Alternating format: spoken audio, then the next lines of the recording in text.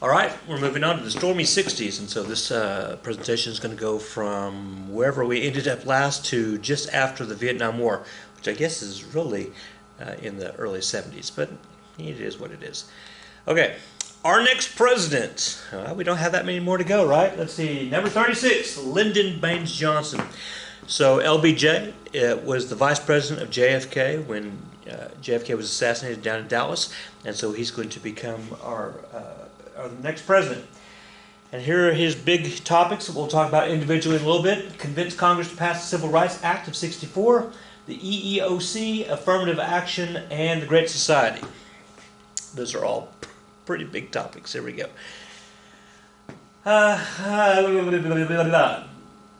So if you're looking at the dates, Kennedy was assassinated in '63. So really, Johnson was only president. Vice president was only for a year, and then we had to have another election. The regular election came up in '64. So Johnson's going to battle Senator Barry Goldwater, and it's not going to be that big of a battle. In August of '64, as the campaigns are going, we're going to have a situation in Vietnam. So South Vietnam, North Vietnam, right? The South Vietnamese are supported, the democratic South Vietnamese are supported by the Americans. The North Vietnamese, they're supported by the Soviets and or the Chinese, depending on what time of the year it was. And so there's all sorts of little skirmishes across the border, across the little parallel there.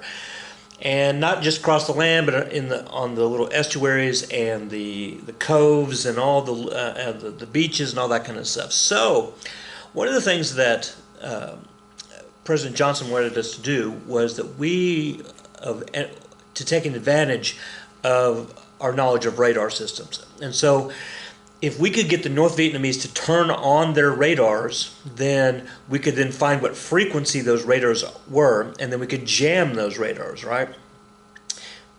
Like I have any idea what I'm talking about. But jam those radars if we could find the frequencies of them. So how do you get them to turn on their radars so that we can then find the frequencies? Well, you send a little party in there with it and make a lot of noise, and then the North Vietnamese turn on the radars and then we get them. So we had a destroyer, a USS destroyer, the USS Maddox, was a couple miles out from the land there, and there's a party, a South Vietnamese party that went across. They did turn on the radars. The Maddox found the frequencies. Well, the North Vietnamese weren't very happy about that, so they sent 3 small torpedo boats towards the Maddox.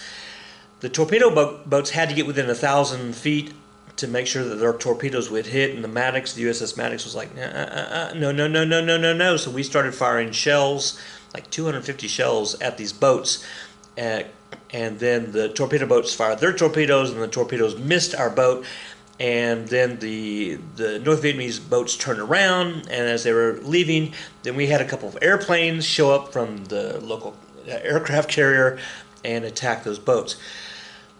This was all done in the Gulf of Tonkin. So the public finds out about this. There's the newspaper. U.S. destroyer beats off attack by 3 Red Vietnam, red meaning Soviet, red meaning communist, right? Red Vietnam torpedo boats. And so then Congress passes, they call it the Gulf of Tonkin Resolution, which basically says, President Johnson, we're going to give you permission to basically, you just tell us what we need, how big of a check we need to sign to give to the military, and it's all yours. So there you go. Here we have an editorial cartoon where President Johnson, I guess he's opening his shirt there, and instead of having a belly button, his belly button looks like Vietnam. It's kind of weird, but there you go. So that's the Gulf of Tonkin Resolution. And that happened right before the election, and then when everybody was like, yay, go get the Vietnamese, well, then Johnson's going to win the presidential election. Okay, the Great Society. So we've had, again, several of these. We've had FDR's programs, we've had JFK's programs, we've had Teddy Roosevelt's programs, and now we're going to do the Great Society. And so Johnson was really pushing to end the war on poverty. I mean, that's really, ultimately, that's the goal for the Great Society, to end poverty. So let's see. We're going to create the Department of Transportation, the Department of Housing and Urban Development. Hey, creates the National Endowment for the Arts and Humanities. So we're going to have the museums and the theaters and hey, to raise cultural awareness. All right, next, education, right? You get people educated, they can get themselves out of their situation and they can go do something. Education. Johnson knew that, so he's going to push for getting money to students. So he's going to sign this bill down in, Johnson went to Texas State University, and he signs this bill, and basically he's going to create a series of loan programs like the Stafford bill and the Perkins loan and Stafford loans, and you guys are going to be familiar with that next year as seniors. And so, good, right? Get students into colleges, get them into universities.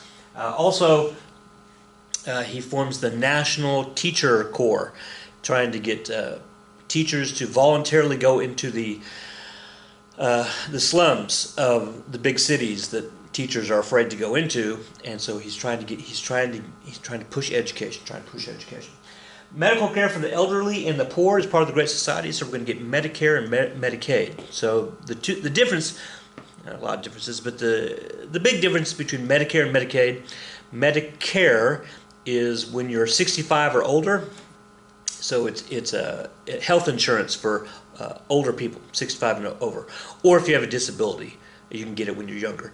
And then Medicaid is basically, I'm going to say health insurance, or I don't want to say insurance, but health care for people who are lower socioeconomic. So for the poor, right? So Medicaid you can get at any time because it's based on your income. Medicare is for the elderly. And that's still going strong today, right? Still going strong today.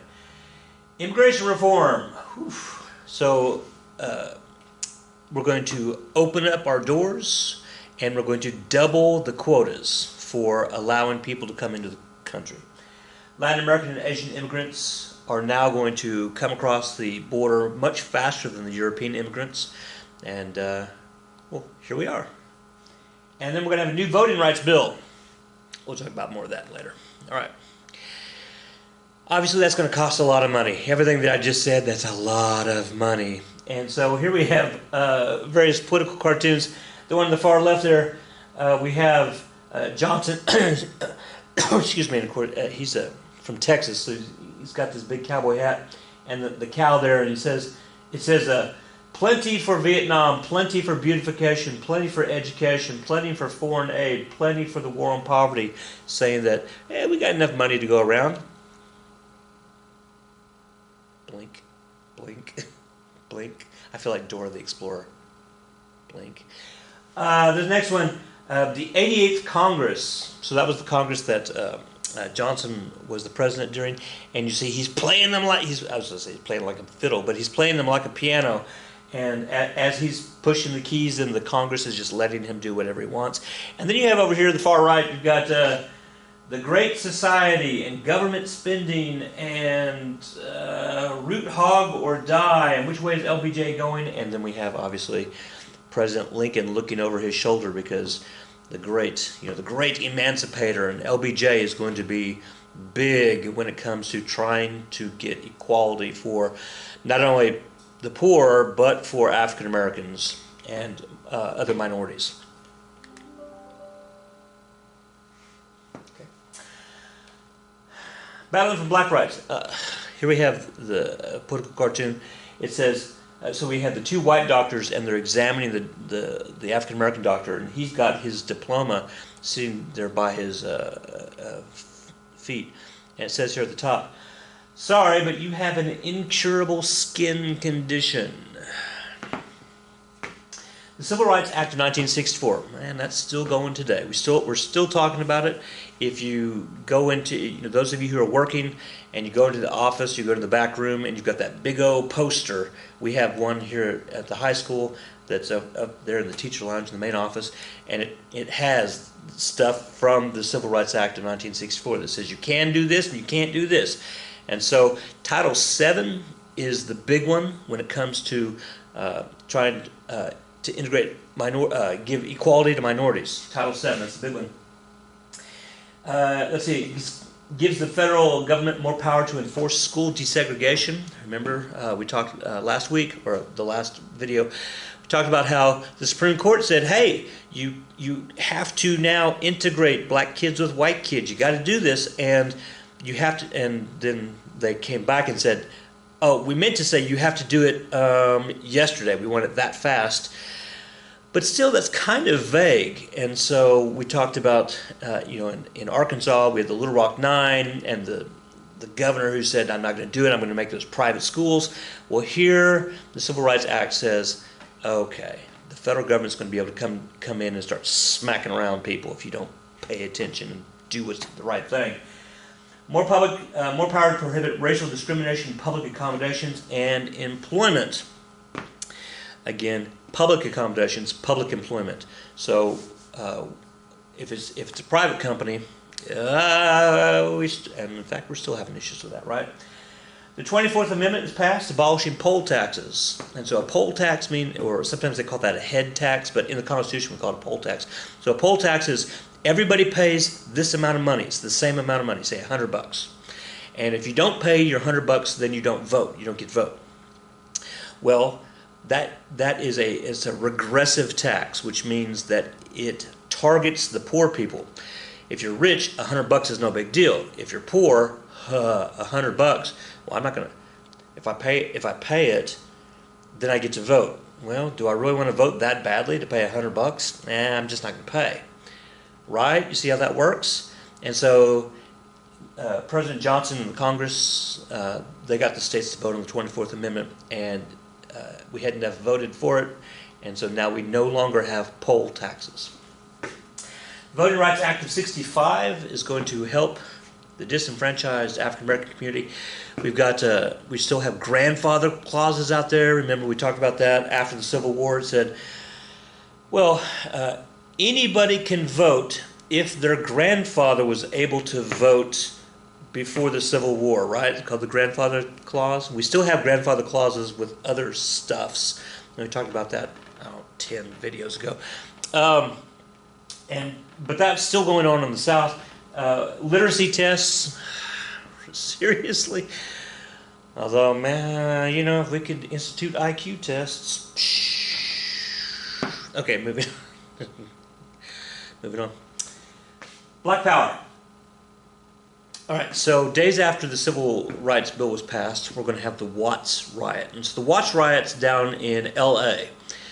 Do I have a date on there? I don't. How embarrassing. But anyway, the short version is that the 21-year-old, what was his name?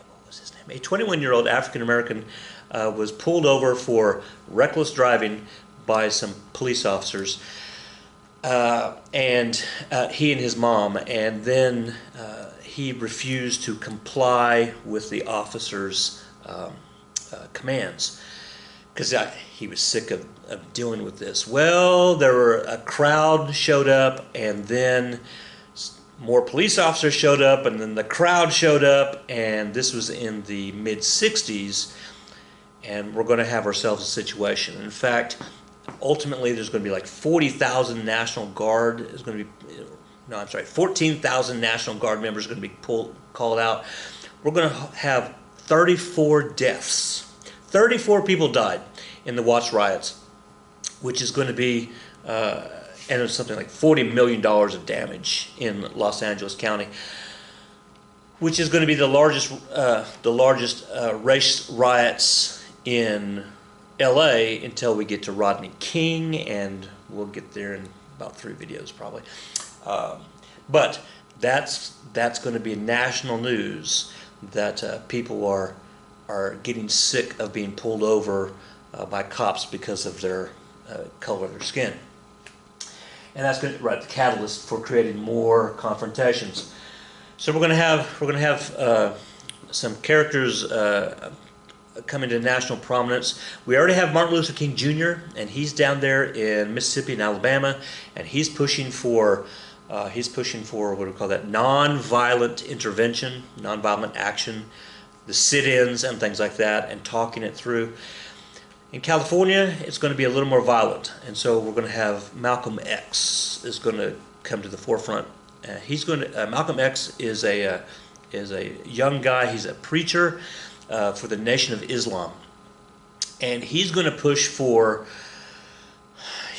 equality, but he's going to do it in a way that says, if we're not getting what we want, equality, well, then we are going to get what we want.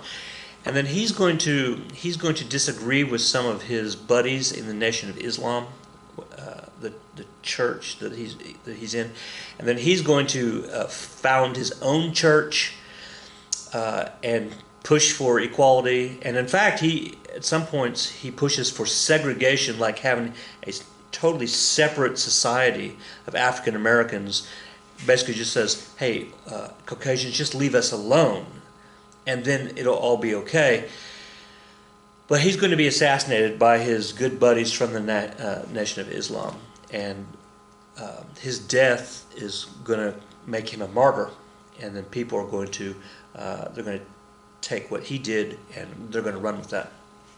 There's Malcolm X, assassinated in '65. We have the Black Panthers. So the Black Panthers are going to they're going to be a group that is going to advocate cop watching, police watching, going around open carrying loaded weapons and walking around following police officers as they're doing their beats in LA. As the police officers are going around town, the Black Panthers would follow the police officers,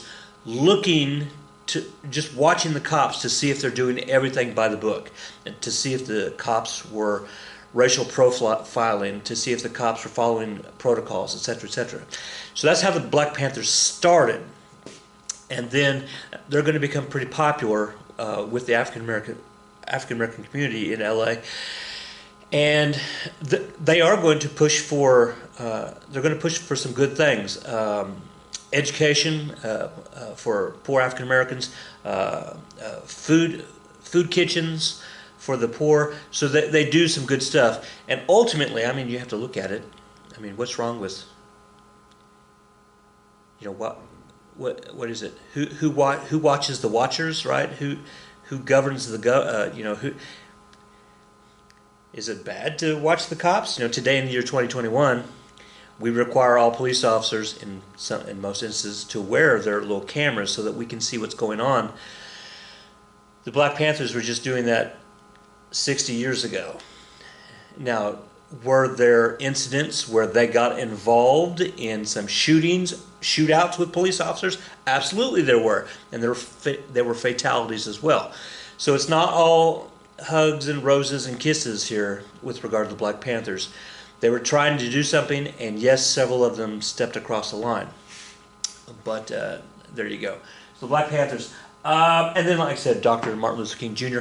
And, he goes up to Washington, D.C., the SNCC, they have that giant thing out there on the Lincoln Memorial, and he says, "I have a dream that one day we'll all be equal, and that my children and your children will be able to play in the front yards," and that kind of stuff. And I know I just butchered his famous speech. Sorry, but he's rising to prominence, and people all over the United States and at this point around the world know his name. And then he's going to be assassinated in 1968 in Tennessee, in Memphis, Tennessee. At a hotel. He's going to come out onto a balcony, and he's going to be shot by James Earl Ray.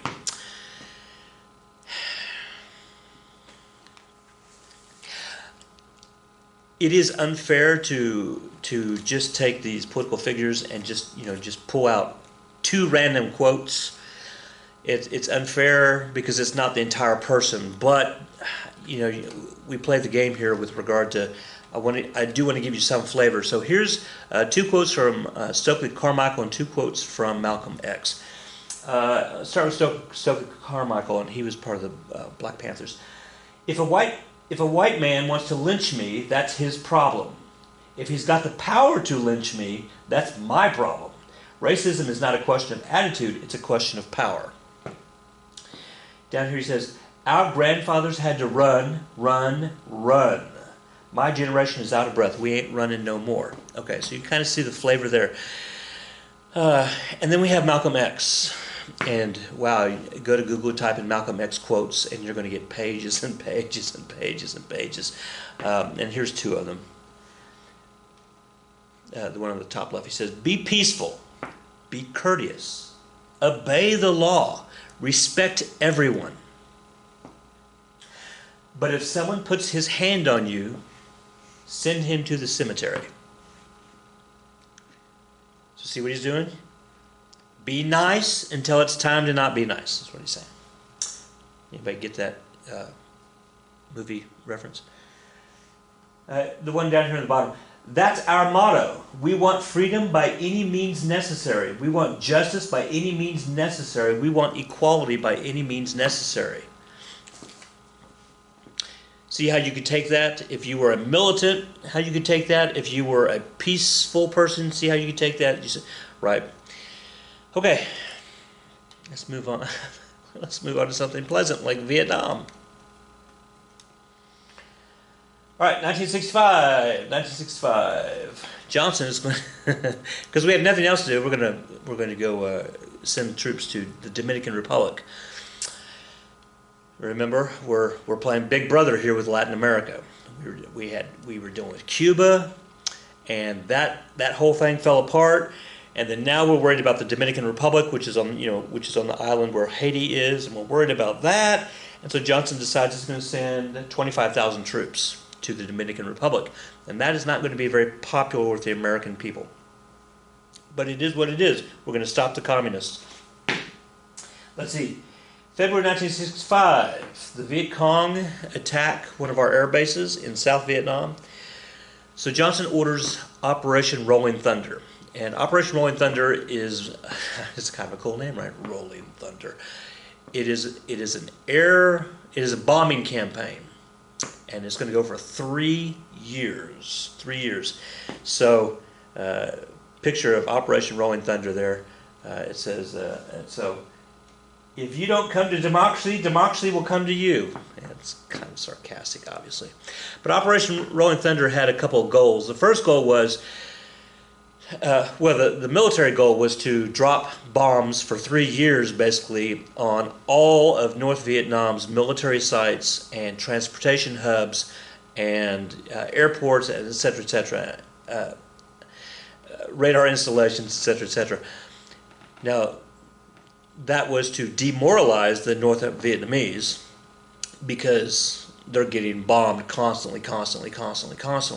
It was to inspire morale. Wow, got to put the right syllable, the right accent on the right syllable. It was to inspire morale for the South Vietnamese that, hey, look what the Americans are doing. They're just bombing the snot out of North Vietnam. So there you go. 3 years. There were more bombs dropped here than what Germany did to London during World War II. All right. Johnson believed by escalating the attacks, the North Vietnamese would back down. I mean, you'd think that if we're just bombing them every day, eventually they're just going to wear down and say, okay, we will stop doing our communist thing. Well, it backfired. When we started dropping bombs on North Vietnam, the Soviet Union and China looked at that and said, you know what? We're going to help them out. We're going to help out the North Vietnamese more so than we've been doing. And then they start giving the North Vietnamese, they start installing surface-to-air missile bases and air-to-air missile planes. And the United States, we haven't ever run into anything like this. And so it causes us to have to escalate, and now they're going to escalate, and now we're going to escalate. Vietnam is very polarizing. Polarizing means you either were pro or con, very few people in the center. The war hawks, people who are pro-war, versus the war doves, right? War hawks argue that if the United States backs out of Vietnam, if we're like, okay, that didn't work, you know what? Fine. If we leave, that makes us look weak. It makes the United States look weak. It makes us lose face. And we don't want to do that. So what do we do, right? In 1968, 500,000 American troops were sent to Vietnam, and or who were already there. $30 billion a year. That was how much it was costing us. $30 billion. I know we laugh. $30 billion a year. We spend that much in one day. War of terrorism. A lot of people. 500,000 troops.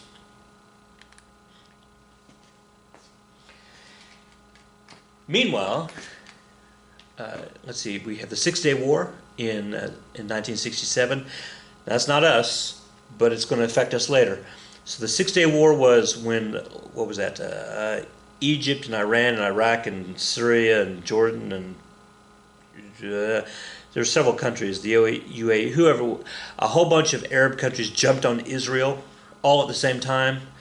And then 6 days later, they asked Israel for their land back because Israel basically expanded in size. They were the ones who were playing defense, and then they actually expanded in size because you don't mess with Israel. You can look that up in the Bible. Israel gained the Golan Heights and the Gaza Strip and the West Bank, and in 2021 we're still arguing about the Golan Heights and the West Bank and the Gaza Strip. But so that'll affect us later. Senator William Fulbright.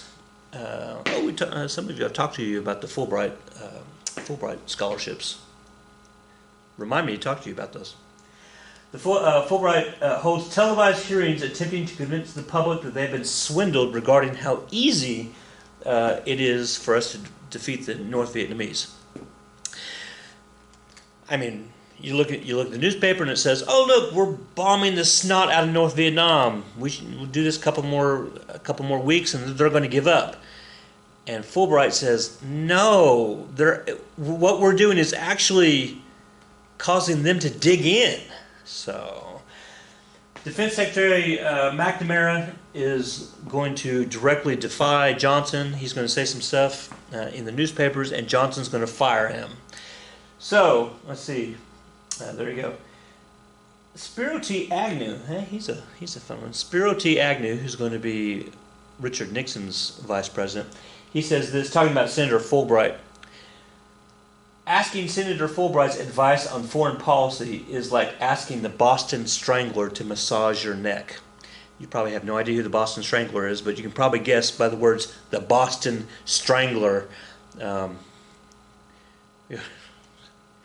Moving on.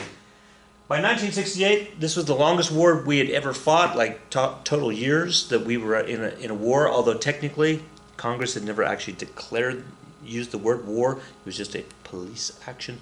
And we were still going to fight for another 5 years after that. So Vietnam lasted forever.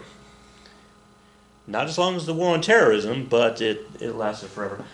Johnson is going to order CIA to spy on domestic anti-war activists. This is a no-no. The CIA is outside. Remember we talked about that last video. FBI is inside. Okay. So, January of 1968, the Vietnamese New Year. The North Vietnamese are going to launch the Tet Offensive. So Tet means festival, and so it was a holiday. It was a holiday, and a lot of the American generals and American troops were basically, well, not the troops, because the troops are in the middle of a jungle, but a lot of the American generals who are having a holiday in their nice big hotels and celebrating with the South Vietnamese the New Year were surprised because the North Vietnamese attacked on a holiday. which are like, well, that's not fair. And then you realize that George Washington attacked on Christmas night, but, you know, that was us. We don't play by the rules. It's called the Tet Offensive. The Year of the Monkey, by the way, just in case it comes up, the Year of the Monkey. So the Tet Offensive, over 100 cities were attacked basically at the same time. The Americans were surprised. There actually were a couple of North Vietnamese attacks the night before that went ahead of time before they were supposed to, and it kind of gave some Americans a heads up that something was happening, but not everybody. So over 100 cities were attacked, including the capital of South Vietnam, including several of the major cities. So you got to give it up to the North Vietnamese. It was a great attack. It wasn't as good as Japan with Pearl Harbor, but it was a good attack. The Americans and the South Vietnamese rallied pretty quickly, and we beat them back pretty quickly. And ultimately, it was a failure. It was a military failure for the North Vietnamese because they didn't really accomplish anything militarily. However, this is the big point here, the Tet Offensive, when that got out with regard to coming back and being put in the newspapers and on TV, when that got put out and the American public was like, wait, the North Vietnamese, they're like seriously fighting. This is like a real war. I mean, like there are Americans, there's like real Americans dying. Why are we even in Vietnam? That was the argument. Why are we even in? What do they do for us? Oil? No.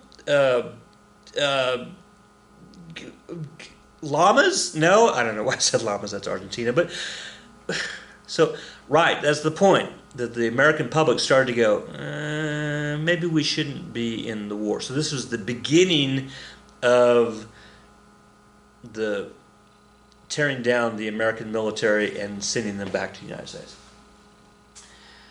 March of 1968, so that was January, March of 1968, Johnson announces a freeze on American troop levels, and he's going to play the game of, we're going to start putting more responsibility, we're going to give that to the South Vietnamese. Kind of like what we're going to do with Iraq and Kuwait, and that whole situation when we get to Desert Storm, and or, for that matter, Afghanistan, for that matter. Okay. Johnson also announces he's not going to run for re-election. So who is going to run for election? We've got the Democrats, and they're going to throw out three names there. We're going to have Eugene McCarthy, Hubert Humphrey, and Robert Kennedy. And yes, Robert F. Kennedy is the brother of JFK, John Kennedy. And so the night of one of the Democratic primaries, Robert Kennedy is in California, and he's going to win California and South Dakota. It's weird, South Dakota, but California. And so he gives his victory speech, and then he's going to shake some hands, and he has to get to the ballroom in the giant hotel. He's going to get to the ballroom. Well, there's a quick shortcut to get from point A to point B, and that's through the kitchen. His bodyguard says, no, we probably shouldn't go through the kitchen because we haven't looked at it yet. And Kennedy's like, no big deal. So he goes into the kitchen. There's a busboy there. He shakes the busboy's hand. And as he's doing that, the assassin, Sirhan, who's a Palestinian, who's not big fan of Robert Kennedy, comes up and shoots him, I want to say 5 times, 6 times. Shoots him, bang, bang, bang, bang, bang. Sirhan is actually tackled by a couple of professional football players. And, well, there you go. So Kennedy is assassinated. So that's 2 Kennedy brothers assassinated within 5 years. Right. So then Humphreys becomes the Democratic candidate. And he's going to go up against Richard Nixon, who was the vice president right before. He was Eisenhower's vice president. And so we have Richard Nixon. And Nixon's going to push, in his candidacy speeches, he's going to push for hard on crime, and he's going to push for victory in Vietnam. So very Republican, very go get the bad guys, both the communist bad guys and the domestic bad guys. So there you go. And then there's going to be a third guy in the race, and his name is George Wallace. And George Wallace's big campaign thing was, hey, we need to segregate the African Americans from the white people. He didn't get a lot of votes. Nixon's going to win despite Humphrey winning 95% of the African American vote. Nixon's going to win the presidency. I kind of like this slide because you look at it. Okay, so Johnson is the tall guy, President Johnson, and this is called the Johnson treatment. The Johnson treatment is when you see that because he's taller, he can intimidate people because that's just naturally how that works. And then he likes to get up, like literally, like right up in people's faces, and which can be a little intimidating, especially when you're like nose to noses. And you see these guys, and it became a game with some of his opponents that they would see how close they could stand, see how close that he would get.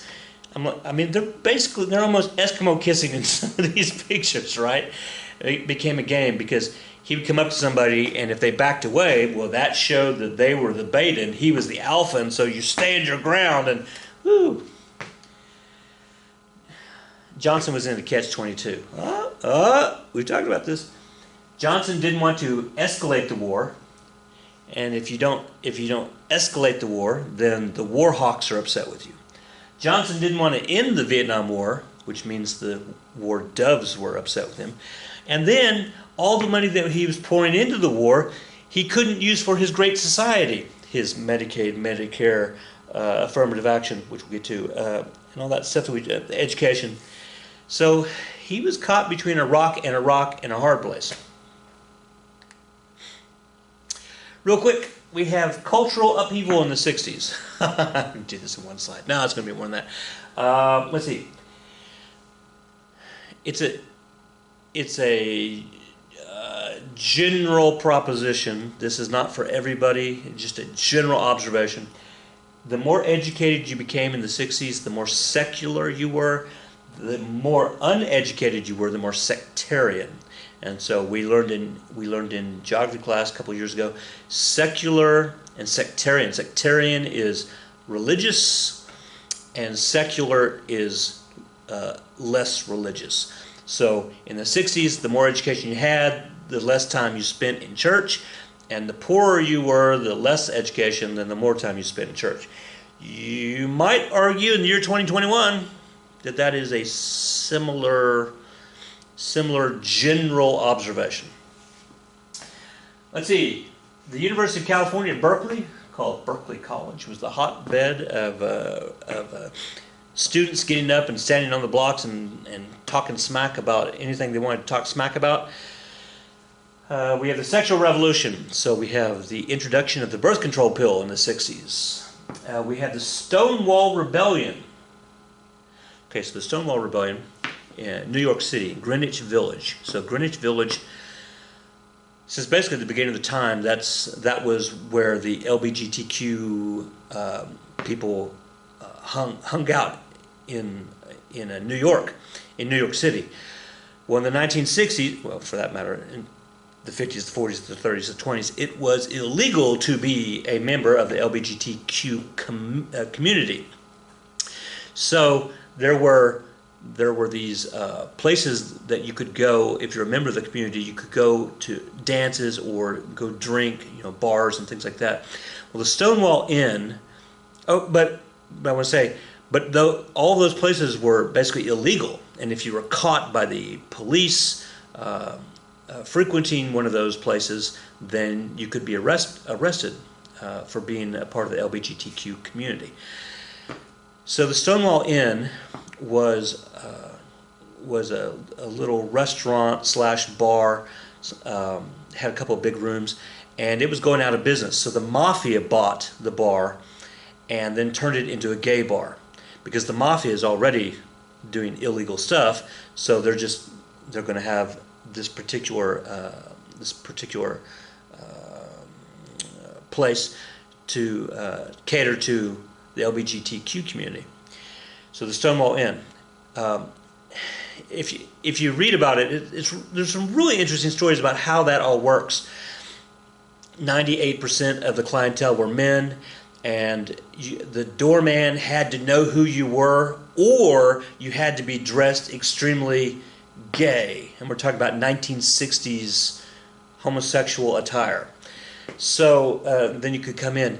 The police all knew that this was a gay bar, and so there were payoffs that the police would come once a week, and they would get their payoffs to look the other way. But to make it all legit, every so often the police officers would raid the inn. Excuse me. Well, the police officers would usually tell the bartender or the owner, "Hey, we're coming tonight. You might want to tell people," because the rule was, when the police officers came in to the inn, that whoever was in there dancing, that they would line them up, or whoever's in there, they would just line them up and they'd check IDs. If you appeared female, then you were escorted into another room, and a female officer would then verify whether you were female or not. And if you were not female, then you would be arrested, because in 1960s in New York City, it was illegal to cross-dress. So, so many stories. Let's just jump to the incident. So one night, the police officers show up, and they were unannounced. So it was a group of over 200 people in the bar, and the police officers show up unannounced. They turn on the lights. They line everybody up. For whatever reason, this was the night that a lot of the guys, the homosexuals, that they just decided, it's not going to happen tonight. We're not going to show our ID cards. We're not going to do what the police officers say. The police officers see that there's going to be an issue. They start calling for the wagons, the paddy wagons, the big trucks that you throw the people in to arrest them. So here come the wagons. The wagons don't get there for 15 minutes, and so now the police officers have dragged a couple people outside to wait, and it's like 1 o'clock in the morning, and now a crowd starts to gather, and then the crowd starts to get bigger and bigger and bigger, and more police officers arrive, and then one of the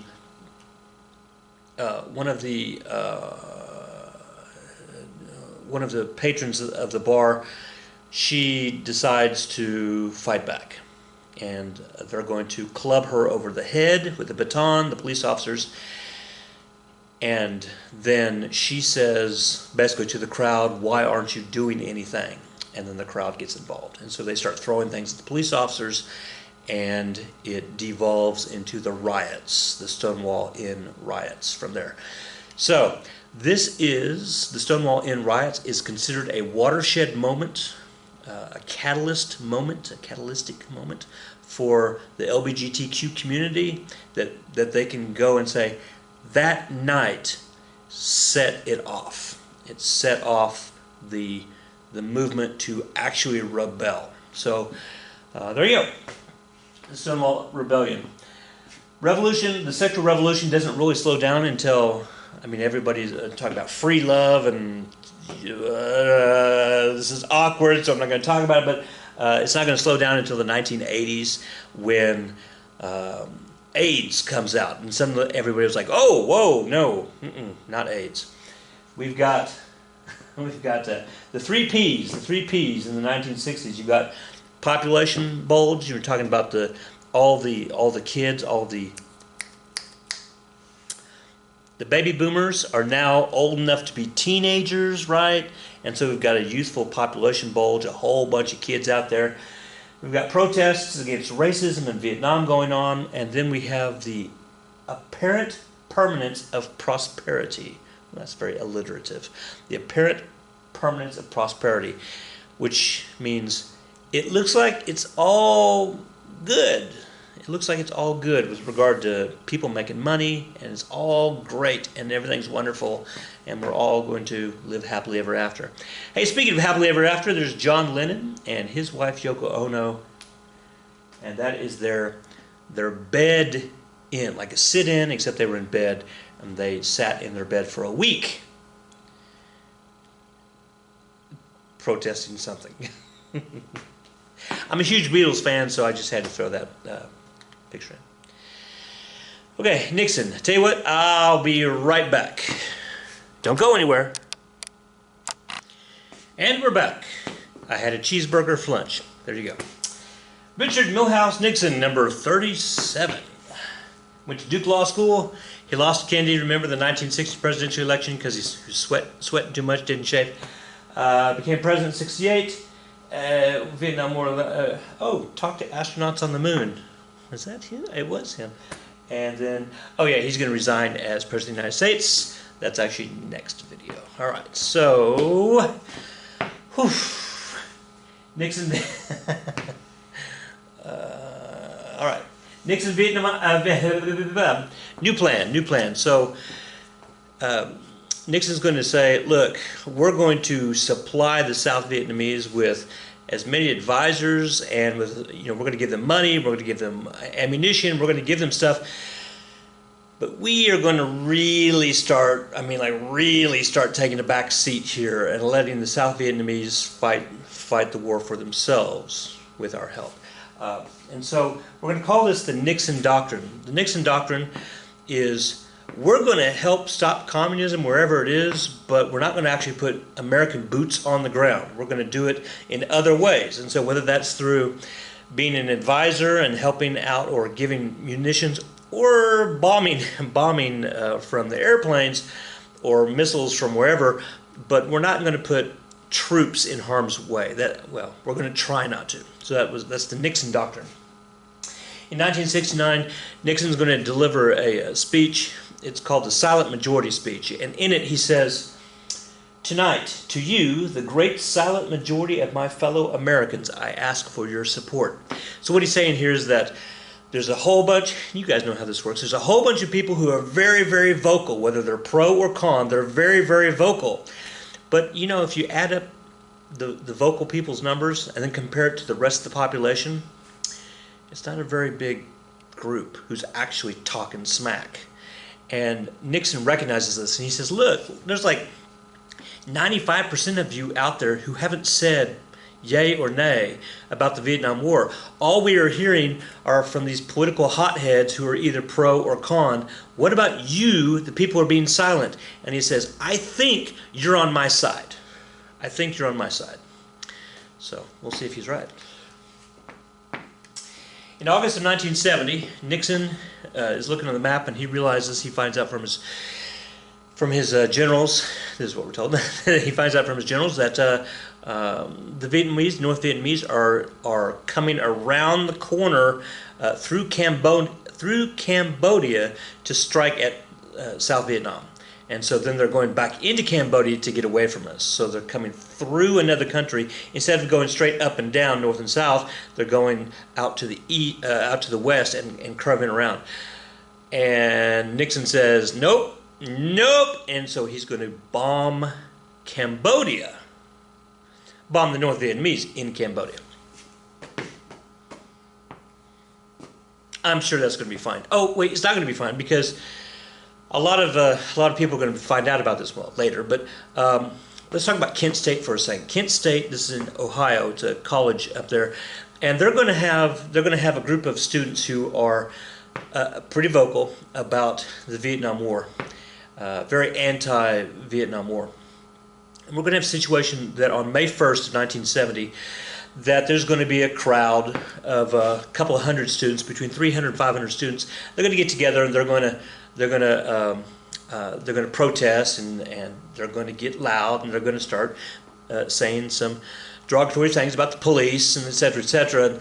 And then that night, on that evening on May 1st, there in the little town, they're going to have there's going to be some bar fights, and the police are going to be called out, and then things are going to escalate. And then on May 2nd, things are going to escalate a little more, and on May 3rd, the governor is going to come out and he's going to say, hey, look, you students, you are doing very un-American things here with your protests, so you need to stop. Of course, you tell college kids to stop.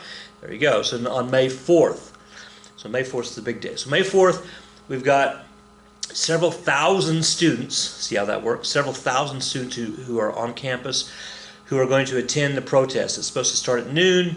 They ring a bell, and the National Guard is there that has been told by the governor to disperse the students, to get rid of the protest.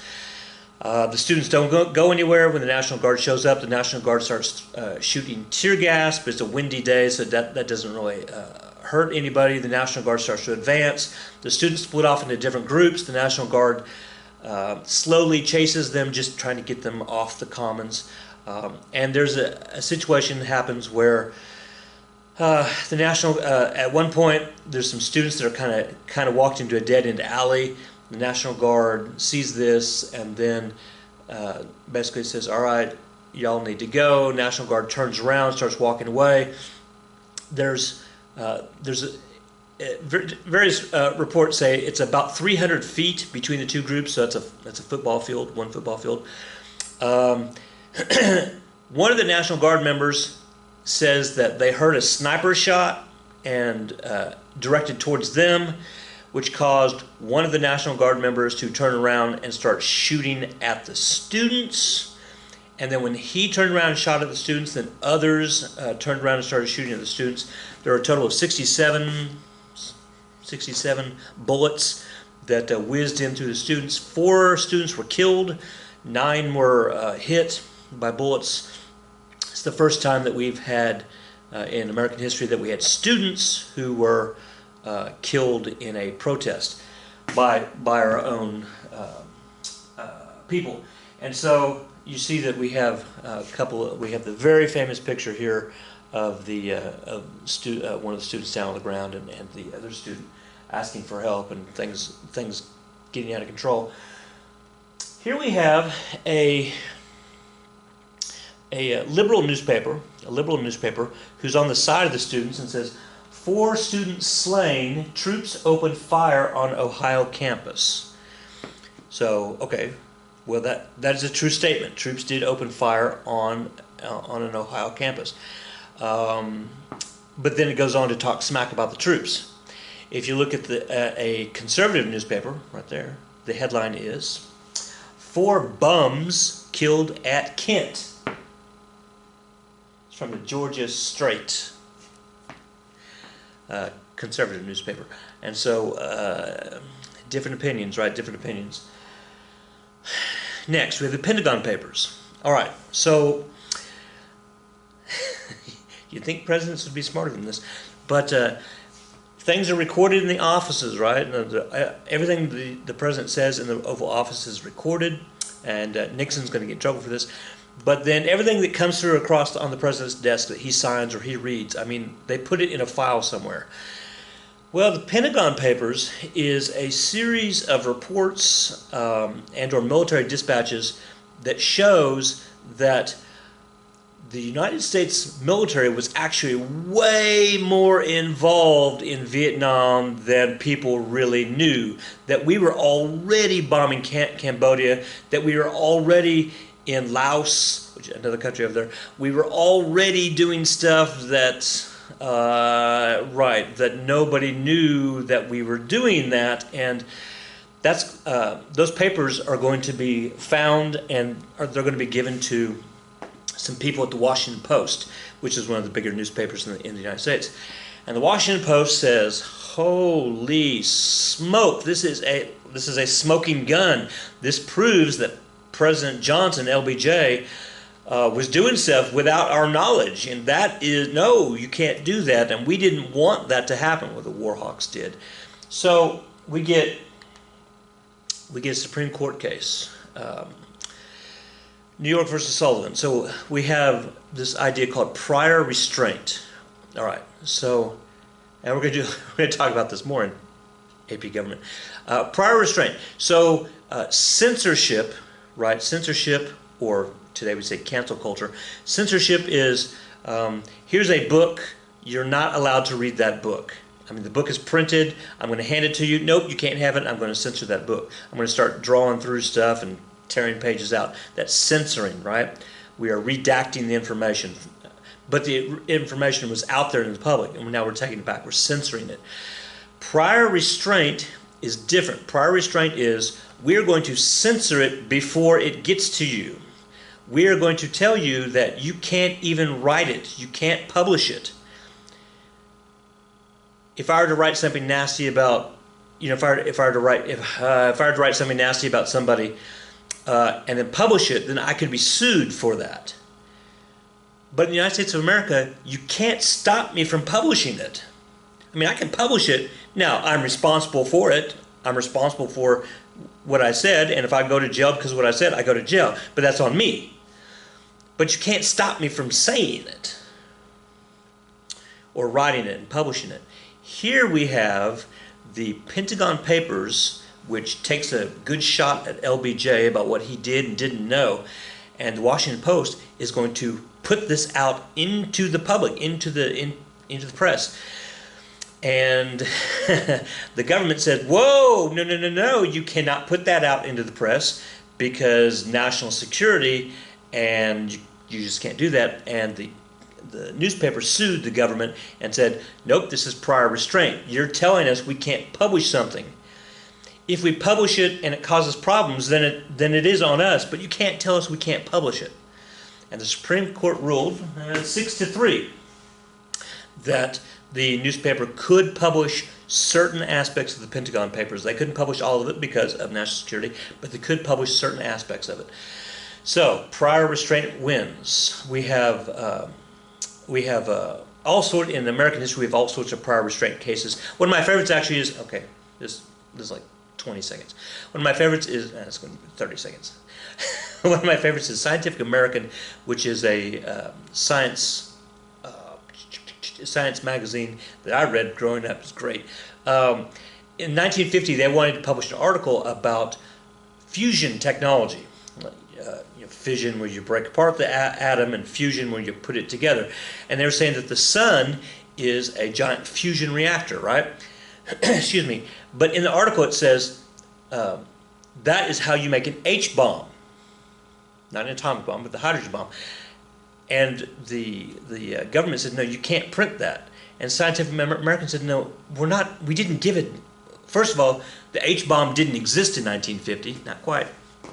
So, and there were no schematics, and there were no details, and there wasn't a drawing of what an H-bomb would look like. And the government said, no, you can't print the sentence that the energy, or how the sun creates energy, is the same way as how a hydrogen bomb would work. Scientific American sued them and said, you can't stop us from printing that. What? Anyway, good times. Here's our new vocabulary word today, détente. The PRC, People's Republic of China, and USSR, the Union of Soviet Socialist Republics, also known as the Soviet Union, also known as the Communists, also known as Russia. It just depends on what comes out of my mouth, because I grew up in the 80s. The PRC and the USSR, both communists. Now please note, when we say communists, we're talking about Karl Marx, right, and his idea of the proletariat and the bourgeoisie, and this isn't government class, so we're not going to worry about it too much. But Stalin had his version of communism. You can really call it Stalinism, communism, Stalin's communism, Stalinism. And then Mao, we've talked about Mao before, certainly in world history, Mao Zedong, he's the leader of the PRC, and so we have Maoism, which is a type of communism. And crazy enough, even though these two countries, one has the largest population in the world, and the other, which is the largest country in the world, size-wise, and they share a pretty big border, although there is Mongolia in there. But they didn't agree with what type of communism they wanted to do. And so there was a little bit of a strife between the two giant communist countries. And Nixon knew this. And so he and his Secretary of State, Henry Kissinger, they're going to try to drive a wedge between the PRC and the USSR, mostly so that they can then distrust each other over what's going over in North Vietnam and then other reasons too, because if we can get them to distrust each other, then the enemy of my enemy is my friend. The friend of my enemy is, right, you know. In 1972, Nixon visits China and then visits Moscow, and so he's trying for a détente. A détente is, okay, everybody's passions are inflamed and they're way up here, and somebody's ready to push the button and the whole world's going to explode. So a détente is, all right, everybody, calm down, back off just a little bit. We're still all upset with each other, but let's just bring it down a notch. Now let's bring it down another notch, right? That's called a détente. We're still all, but a little less, more of a.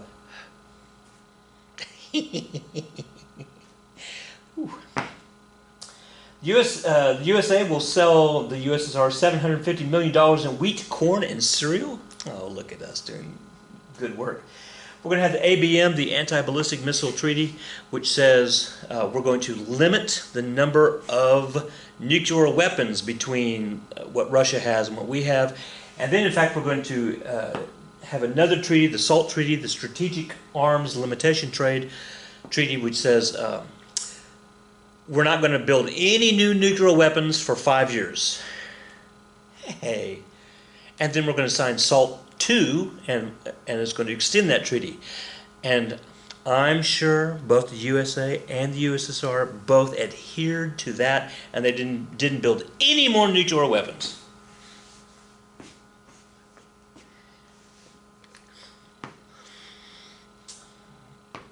Okay, Supreme Court. As last we left, well, we were talking about Justice Black. As last we, oh, he's still here though. 1953, I was close. 1953, Governor Earl Warren, a Democrat, a liberal, in California, the governor of California, he's going to be the new Chief Justice of the Supreme Court, which is kind of interesting because he was never ever a judge. He was never ever a justice. He was never in court, and now he's the head judge of the Supreme Court, the head justice, which is kind of interesting. But anyway, so he's a liberal, and so over the next 16 years, man, do the math, man. The next 16 years, he and his court are going to come out with some very liberal court decisions. And again, we're going to do all this next year. It's going to be great. You're going to love that. But we've talked about one or two of these. Let's see. Brown versus Board of Education, right? Desegregating the schools.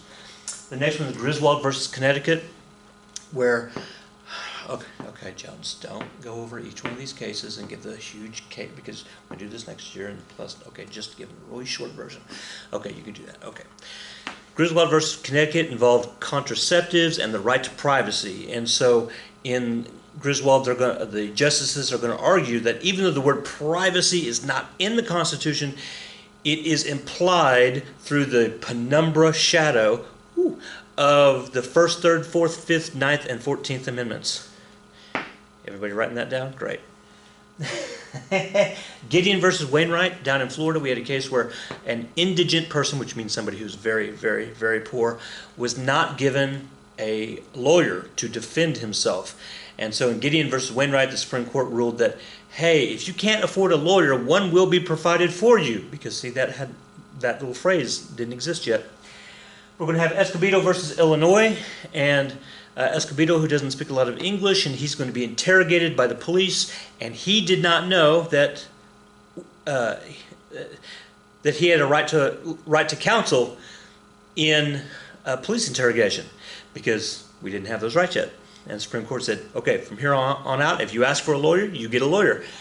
And then we get Miranda versus Arizona, which is that whole thing that you know from watching the cop shows on TV and the movies. You have the right to remain silent. Anything you say can and will be blah, blah, blah, blah, blah, blah. So that's Miranda versus Arizona. So that incorporated the other several cases. By the way, the guy that after Miranda got out and then he went to wherever he was going, and he was in a poker tournament or whatever, then he was shot and he died. And then the guy who shot Miranda was read the Miranda rights. Is that irony? I think it is. Engel versus Vitale says that public schools cannot force you to pray in school, cannot force you to have Bible readings in school, and Here in Oklahoma, we had prayers at the beginning of the football games and all that kind of stuff, and we'll get to that next year. Man, every time I say that, you should like be making a list of all the things we're going to be talking about next year. Oof. Reynolds versus Sims. Okay, so Reynolds versus Sims really riled up a lot of people. It's a very obvious thing. When you apportion your state with regard to the districts in your state for your legislature and or the national legislature, they should all be based on the same population. So, for example, in Oklahoma, if we have 4 million people in Oklahoma, if we have 3.5 million people in Oklahoma, then and you have 2 senators, then your senators, you divide up the population, each senator gets whatever half of 33.5 is. 1.75, very good. Million people. And so, but the deal is you got to figure out how to draw the lines. You got to, who gets what. And then we get into gerrymandering, and you remember that from geography class? Gerrymandering and all those really weird, and how they tried to again, a different way to disenfranchise the African American vote. Yep. Okay, so then Nixon, he was sick of all that kind of stuff, and he decided that he was going to replace, Earl Warren was going to retire, and then he's going to replace him with Justice Berger, who is going to be a conservative judge, a Republican judge, and is going to be a little tougher on crime. We'll get there. I like the cartoon. It says over here, it says, Molly, age 10, still believes in the Easter Bunny.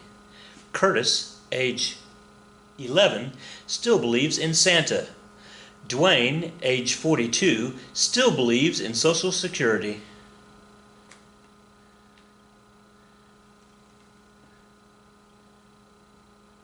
I don't get it. No, I get it. I get it. I'm 15 years away. It's going to happen. It's going to happen. Okay, so Nixon is going to expand Medicare and Medicaid. So there you go. Put more money into it. He's going to create his Congress, and he's going to sign the law. He's going to create the supplementary security income, which is going to give extra monies for the poor and the blind and the disabled, the deaf. Okay, new topic. The Philadelphia Plan of 1969. Okay, so affirmative action. Let's back up a little bit here. Affirmative action, the idea that that African Americans who were not given jobs forever, were not given the good jobs. And so,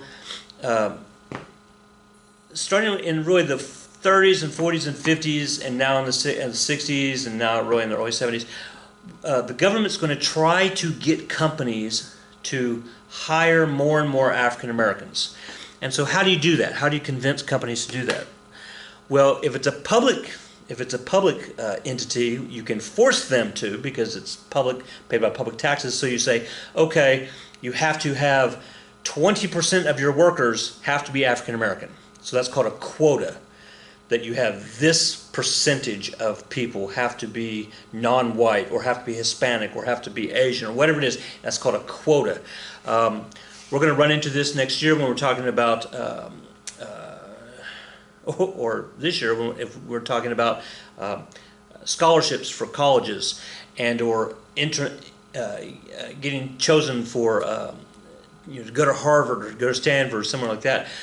Oh, well, if you check the box that says I'm African American, or if you check the box that says I'm a Latina, or if you check the box that says, do you have an advantage there? Well, in the year 2021, you actually do.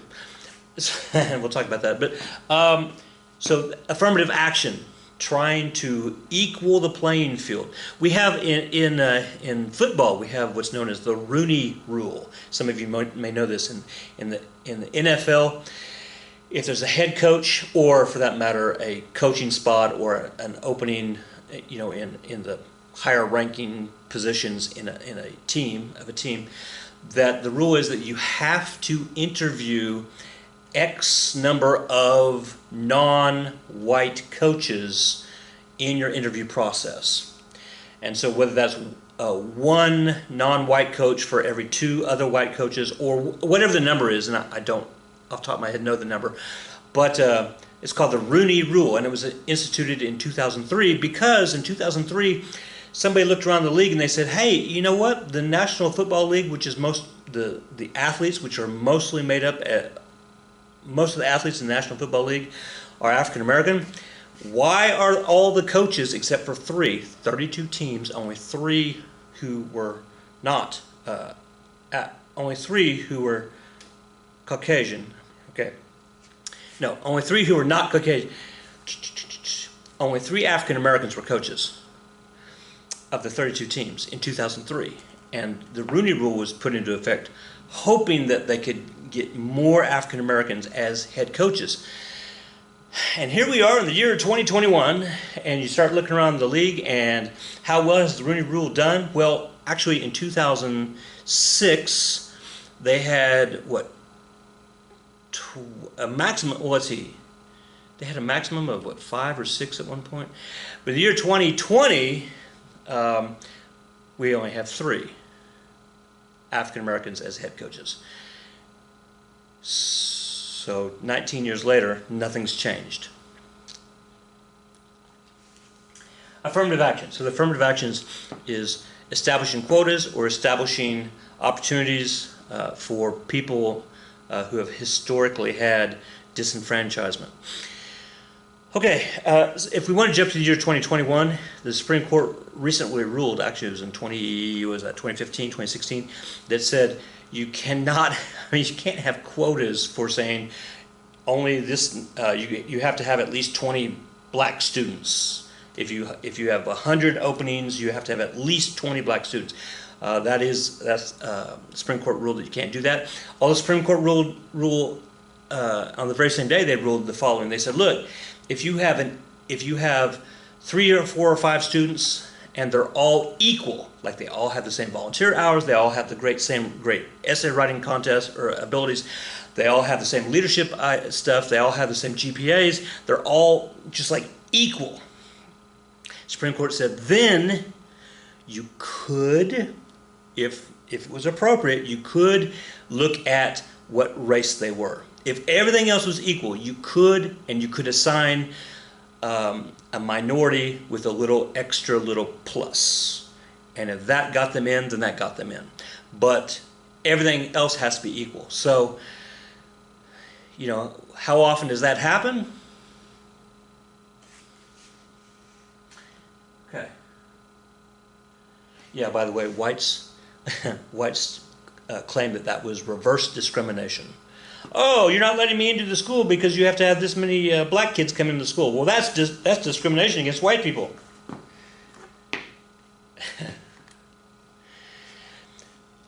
And again, so a couple of political cartoons here, and it goes both ways. It goes both ways, right? And so we have the big cartoon. You have the white student who just, you start and it comes across and it's just a straight line. You get on a couple of these things and it says advance several spaces and you get to the end. And then you have the African American kid who's here, and his path is a lot longer.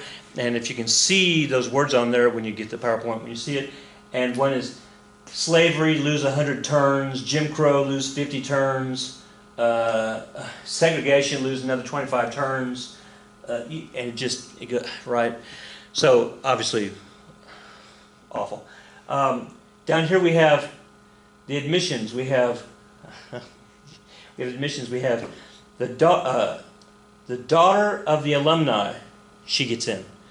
The son of a big donor. He gets in. The soccer player gets in. Raised in a different state. She gets in. And then the minority. He gets in. And then the one white kid, it says, who didn't get in, he points to the minority and claims it's the minority's fault. It's not all the other people who got in, not necessarily based on their grades. Here we have up here the cartoon where the white kid's telling the black kid, "Hey, how come you get a head start?" Do you see the irony there? Can you see it in this video? The irony there is that the African-American kid gets a head start but has a longer way to go. You guys, you know how track works. And then here, oof, phew, the white student says, phew, those SAT questions were brutal. What do you think? And the African-American kid says, I got the one where I check off my ethnicity, so I know I aced it.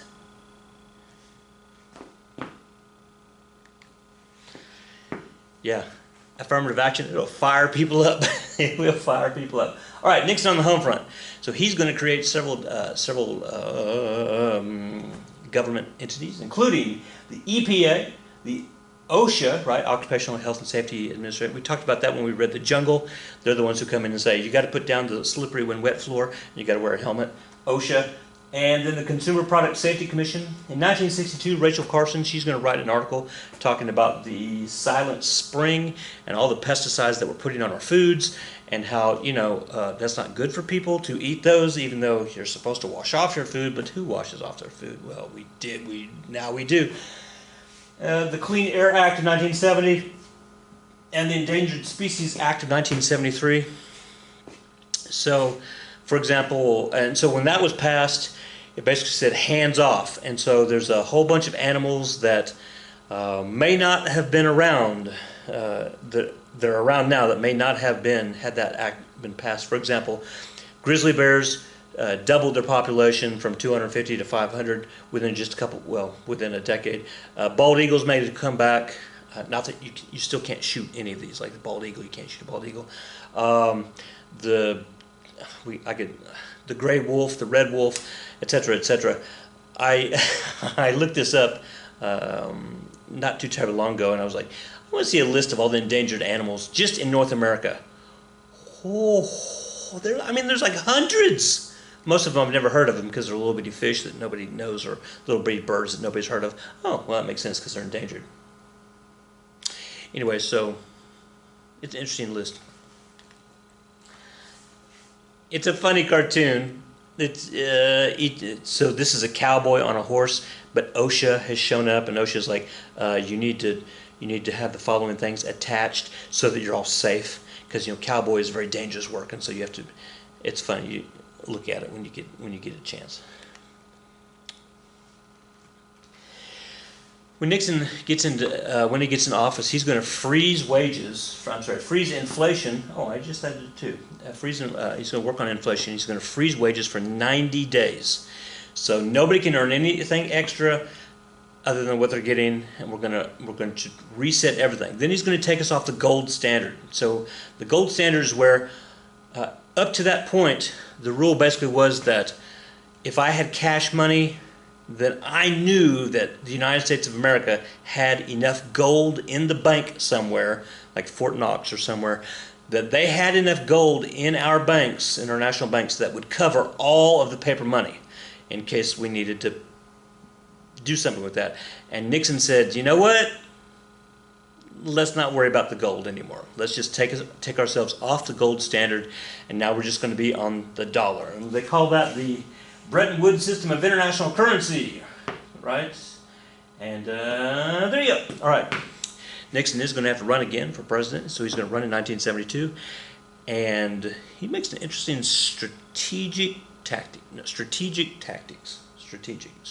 interesting strategy when it comes to the black vote. He didn't get it in his first run for president, so he thinks to himself he doesn't need it for the second run either. So he's going to oppose some civil rights for blacks in the South.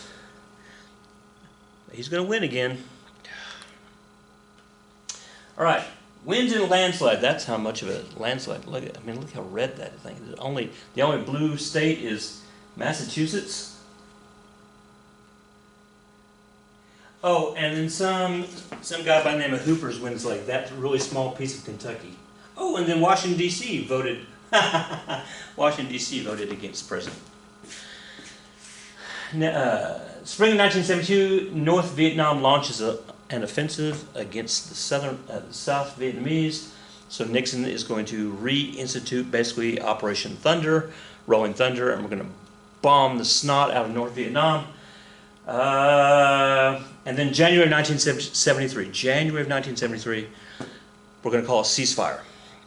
Now the rest of the world is like, oh, good, South Vietnam and North Vietnam, everybody's going to be like, and we're all going to calm down, everything's going to be good. But then hindsight tells us that really what Nixon was doing, he was saying, okay, we're going to negotiate a ceasefire so that the United States of America, we can then just literally like get out of there.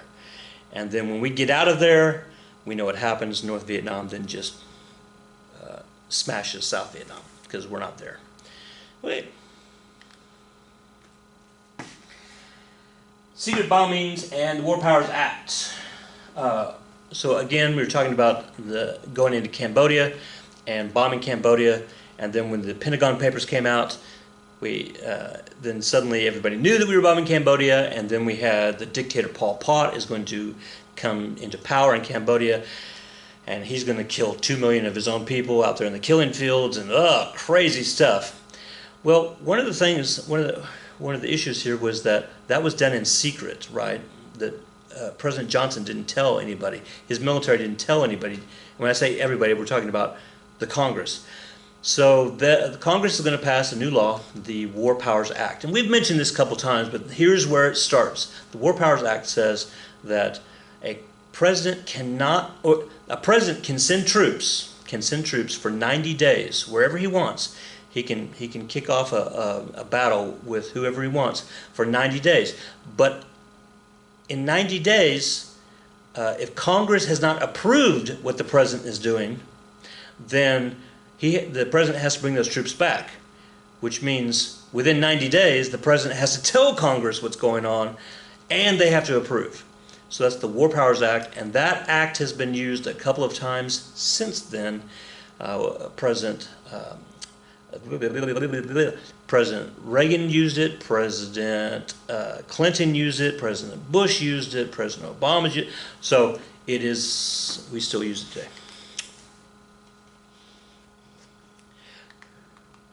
Last thing we're talking about today, for this video, we're talking about gasoline prices.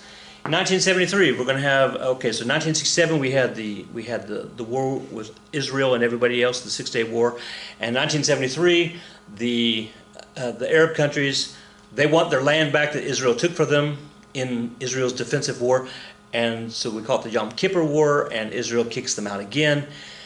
The United States is going to support Israel in this, and that's going to cause the Arab countries, specifically the OPEC countries, to basically cut us off. They're going to cut off oil, which means our gasoline, we're not going to have a lot of gasoline, because we were relying on the OPEC countries for our oil, for our gasoline, and suddenly we didn't have it, which was the point OPEC was trying to make. So our gasoline prices are going to go up, and we're going to have to come up with a plan. And so we're going to set the speed limit again at 55, like we did before. We're going to have an oil pipeline from Alaska is going to be approved. I wonder how that's going. You know, we just, like yesterday, we had protests in Portland again, and this time it's over in a pipeline somewhere in Minnesota. And I'm like, Portland, Oregon, why are you worried about Minnesota? Okay. OPEC eventually lifts the embargo in 1974, but then charges us a whole bunch of money. And this is kind of like the price of a barrel of oil from 1970 all the way up to 2009. And you see how it fluctuates. But it's really kind of interesting because in my profession, in my state, I know it seems weird, but we want it high, even though that means that I pay more at the gas pump for my oil. But the higher it is, the better it is for Oklahoma, right? Because we're an oil producing state. So if it's way down here, Oklahoma, we're not getting a lot of tax money from the oil companies. And when it's up here, we're crushing it. I mean, and where does that money go to? Well, education is part of the budget for Oklahoma, and so we get more monies. But when it crashes for various reasons, and you can kind of read through some of that, when it crashes and gets pretty low, like right there, actually right there, where it nosedive right there. I remember that year, 2009, we had to buy our own copy paper for the copy machine. Teachers had to buy their own copy paper. that year. That was a pretty crazy year, because it's like, oh, yeah, I got to make copies for this test. It's a 4-page, ooh, I've got 100 students, ooh, ooh. And so we always had to think about, how can we do that without using pieces of paper? And that was before Google Classroom and before Canvas, and we all had to come up with pretty crazy ways of doing stuff. 2009, were you guys in school? Yeah, you guys were like, what, first graders? Kindergarten? I don't know. All right, moving on. There at the pumps in the early 1970s, some various signs. Sorry, due to allocation, we can serve no gasoline, any more gasoline today. Gas sales limited to regular customers only, so you can't be from out of state. Here it says, sorry, no gasolina, no petrol, sold out today. And then here's just a line of cars waiting to get gasoline. Oof, oof. And then this is kind of a similar chart, but it talks about what was the actual price at the pump.